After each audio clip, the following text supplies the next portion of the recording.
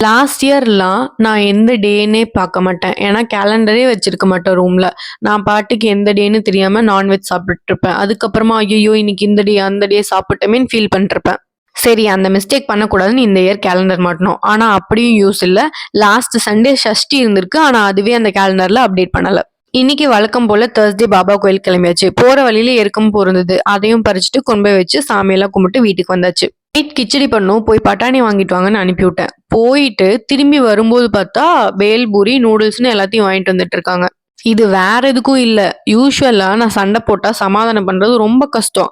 சோறுன்னா மட்டும் தான் நான் மனசு இறங்கி வருவேன். அதனால சமாதானம் பண்றதுக்காக இதை வாங்கிட்டு வந்து கரெக்ட் பண்ணிட்டு இருக்கான். சரி வாங்கினது வேஸ்ட் ஆகக்கூடாது இல்லையா? அதனால ரெண்டுலயும் கொஞ்சம் கொஞ்சம் உள்ள தள்ளிட்டு அடுத்த வேலையை பார்க்க ஆரம்பிச்சிட்டேன்.